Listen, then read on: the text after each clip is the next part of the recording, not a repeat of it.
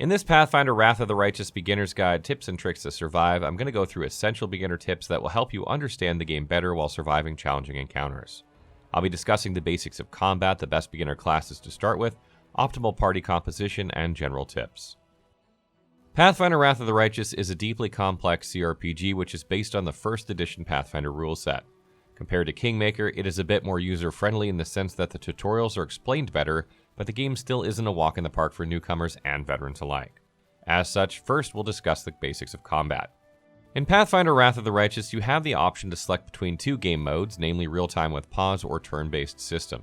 If you prefer a fast-paced way of playing, then real-time with pause is better. However, if you're new to the game, I highly recommend trying out the turn-based as it's most equivalent to Pathfinder. You'll have more control over your entire party's attacks and reactions since every action is carefully planned and accounted for. Unlike Pillars of Eternity 2, however, you can swap back and forth at will, so be sure to try them both. In either mode, the outcome of the actions you take in the game relies on dice rolls, namely the most common 20-sided die, which is also known as the D20. Every time you make initiative checks to determine who goes first in combat, execute attacks, and perform skill checks by, say, persuading an NPC to disengage from a fight, you roll a D20. Getting the best results, however, isn't as simple as rolling the dice. In whatever action you're trying to accomplish, you'll need to account for modifiers, bonuses, and penalties based on your abilities and the effects you have incurred. To succeed, the result you get by adding all these together should be equal to or exceeding the difficulty class of the roll. The higher the difficulty class, the harder your means to success is. An attack roll determines whether or not your attack actually hits the target, and it follows the following formula: D20 plus base attack bonus plus ability score modifier plus other modifiers. Base attack bonus refers to how well a particular character performs effectively in combat. This is based on the same character's level and class. The higher the level, the more base attack bonus you get. As such, the attacks you execute in a full round of combat increases. Classes such as fighters, barbarians, and paladins have better attack bonuses. For example, a level 6 fighter has a base attack bonus of +6/+1, which means that they can make 2 attacks. For their first attack, they gain an attack bonus of +6, whereas for their second attack, they receive an attack bonus of +1. Some classes such as clerics and rogues have an average base attack bonus growth rate, while those like sorcerers and wizards gain the lowest base attack bonuses as they level up. On the other hand, your ability score modifier is associated with strength for melee attacks or dexterity for ranged attacks. If the result of your attack roll is greater than or equal to the enemy's armor class, you'll be able to hit them. Armor class refers to how difficult it is to land a hit on a target. If the armor class is high, say 25, then it'll be tough to attack them. The formula for this as follows: 10 plus armor bonus plus shield bonus plus dexterity modifier plus other bonuses. When making an attack roll, it's also important to remember that sometimes your D20 roll can be equal to a natural 1, which means that your hit automatically misses the target, or a natural 20, which is a guaranteed hit. In addition to regular attacks, there are also attacks of opportunity or free attacks that you or your enemy can inflict when you're both inside each other's threatened area. Note that since these are melee attacks, characters wielding melee weapons are the ones who execute them. When you're near an enemy, be careful in performing specific actions since you may goad them into attacking you. These actions include moving out of the threatened area, performing a ranged attack against the same enemy, casting ranged touch spells like Acid Splash, or using a scroll or drinking a potion, and attempting to stand up from being prone. If you have a character that deals ranged attacks such as a wizard or ranger, make sure they're far away from enemies in order to reduce the chances of provoking attacks of opportunity against them. On the other hand, if your character is already within the threatened area, you can make a mobility skill check where your mobility should be high enough to avoid their special attack. If you're able to hit the enemy, you'll have to roll for damage to determine how much you inflict against their HP. The damage roll is influenced by your weapon or spell, so if you're going to harm an enemy with a rapier that can inflict 1d4 piercing damage, it means that you'll be able to deal at least 1 to 4 damage. I say at least since you also have to consider enhancements from equipment, bonuses, and penalties you have. Bonuses come from your character's strength modifiers, special abilities like sneak attacks, feats, and morale to name a few. For instance, if you damage an enemy using a melee or thrown weapon, your strength modifier will be added to the total damage you deal. It's also good to know that wielding two-handed weapons increases your strength bonus since you multiply it by 1.5. Conversely, for offhand weapons, only half of your strength bonus is added. For ranged weapons, your strength modifier will be only taken into account if you wield a composite bow. The total result of your damage will then be lessened depending on the damage reduction or enemy resistance of your enemy. These pertain to a certain amount of damage they're able to ignore against the weapon you're wielding or the spell you're casting. Not all enemies have damage reduction, but many do, so if you aren't dealing much damage, try a different damage type. Critical hits allow you to roll for damage twice in addition to your bonuses, which means that you're able to harm your targets even more in a single turn. This becomes possible if your attack roll is a natural 20 or if the result is within your weapon's critical threat range. Let's take the rapier as an example once again, where its critical threat range is equal to 18 to 20 times 2. If on your first attack roll you score a result between 18 to 20, you'll make another attack roll to determine if you can critically hit your target. Note in this second attack roll, all of your modifiers are added. If the result is greater than or equal to the enemy's armor class, then you'll be able to inflict a critical hit. Otherwise, it'll just be a regular hit.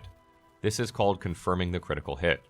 The same criteria for critical hits is only applicable to spells that are considered as ranged touch or touch attacks in order to deal double the damage. You can refer to their respective descriptions to see which are which. Examples include Acid Arrow and Snowball, since you'll need to make attack rolls to determine if these spells will land on the targets or not. Another important thing to note about spells is that those that are touch attacks use strength for their attack rolls, and those that are ranged touch attacks use dexterity for their attack rolls. This means you will need strength if you plan to use touch attack spells regularly, and dexterity if you plan to use ranged touch attack spells often. Speaking of spells in general, it's important to prepare them for use via the Spellbook tab. Once depleted, you're able to restore them fully by setting up camp and resting. By default, these spells can only be cast once, and then you'll need to prepare them again. There is an exception, however. If you're able to prepare multiple copies of the same spell, then you'll be able to use them more than once until you reach its limit. Some spells, such as cantrips or orisons, are weaker since they are level 0 spells, but you can cast them numerous times without the need for preparation. On top of this, you need to be aware of the number of spell slots you have depending on your character's level. For instance, a level 1 wizard can only prepare and cast one level 1 spell, which corresponds to a single spell slot. To determine the extra spell slots you get, pay attention to your spellcasting ability modifier depending on your class. Paladins and sorcerers have charisma as their spellcasting ability, whereas wizards have intelligence and clerics have wisdom respectively. To cast spells of a higher level beyond 0, your ability score corresponding to the spellcasting ability should be greater than 10. Make sure you know which spellcasting ability your class has, and make sure you invest highly into it for best results. In Pathfinder Wrath of the Righteous, choosing a beginner-friendly class or even going for pre-generated characters and character creation goes a long way into understanding the mechanics of the game. This is especially true if you're brand new to Pathfinder, since the rule set it's following can be confusing and complex in an instant. The best beginner classes to consider are the Barbarian, Cavalier, Cleric, Fighter, Monk, Paladin, Ranger, Rogue, Slayer, and Sorcerer, as they're fairly straightforward. You don't have to micromanage them as much in combat, making encounters more manageable. For instance, Barbarians are great at dealing massive damage, and they also have a ton of health, which contributes to better survivability. Conversely, if you prefer to support the rest of your party by buffing and healing them, then the Cleric should be your best bet. They're also able to damage their enemies depending on their energy they channel. On top of choosing the class for your main character, it's also important to have a balanced party composition, which ought to fill out the following roles: tank, healer/support, and damage dealers. At any given time, you can have up to 6 party members, including your main character, so you can swap companions depending on your needs. Having at least one tank is essential since they receive the bulk of the party's damage.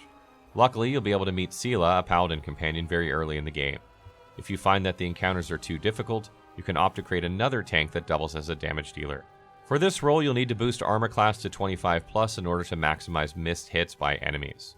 With the outflank feat for both you and the tank, you'll be able to receive a flanking bonus of +4 for your attack rolls as long as you're flanking the same target to increase your hit chances.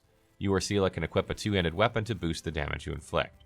For healer and support, you can go with a cleric like Sociel or a shaman like Camellia, who are able to heal and buff the party. Meanwhile, for damage dealers, you can choose Lan the Monk and Aru Shele the Ranger for ranged attacks, or Woljif Jefto the Rogue for both melee and ranged attacks. They only need a decent amount of armor class, at least 20, to survive attacks, otherwise you should focus on increasing their strength or dexterity depending on their melee or ranged attacks. What's good with the Rogue is they're excellent at trickery. Because of this, they're able to open locks and chests for loot as well as disarm traps, which are predominant in the game. Furthermore, they're able to execute sneak attacks that deal extra damage. For arcane casters, you'll want to recruit Ember the Witch or Nenio the Wizard, who are able to employ crowd control techniques in addition to dealing decent damage. Make sure that they're wielding ranged weapons. Should they run out of prepared spells to cast, these will allow them to deal damage from afar, thereby protecting them from the majority of attacks. In addition to party composition, it's also essential to master as many skills as possible.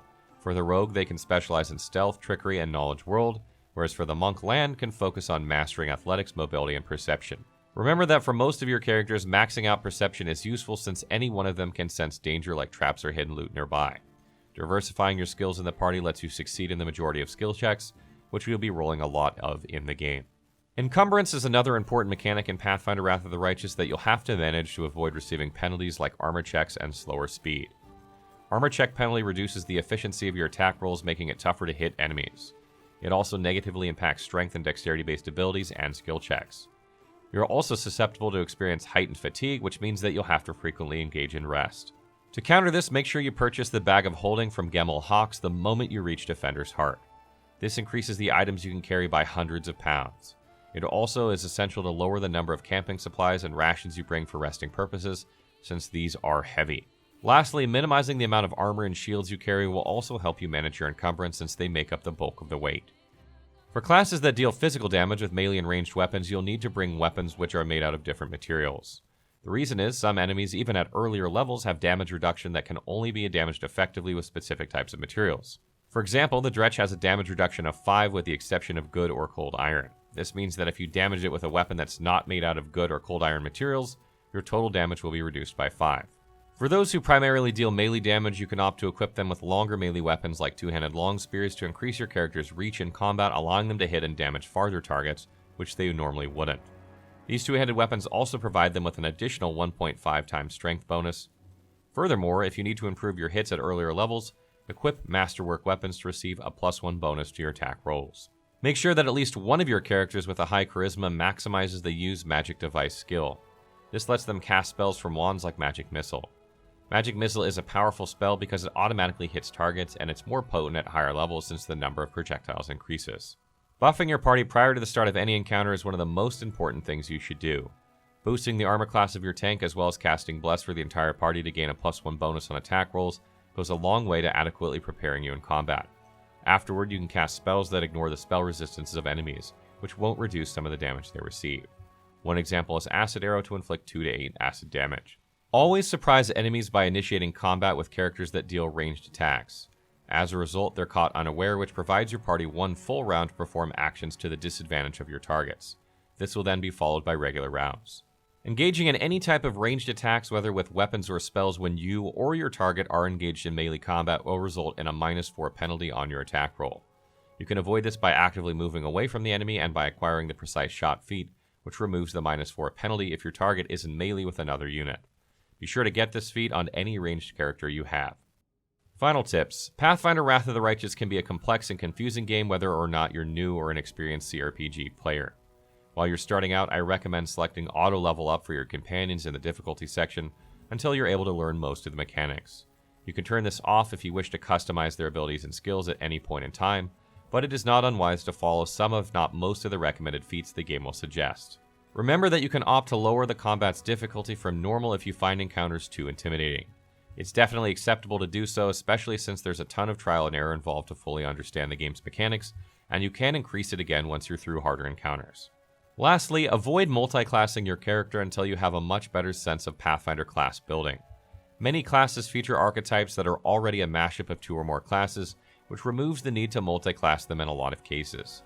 If you find that you want to play a combination of 2 classes, but you are new to the game, try to find an archetype that takes care of this for you. Stay tuned for Pathfinder Wrath of the Righteous build guides, and be sure to check out the official wiki if you have questions about the game. What did you think of the beginner guide? What class will you play as first? What builds are you excited to see? Let us know in the comments below.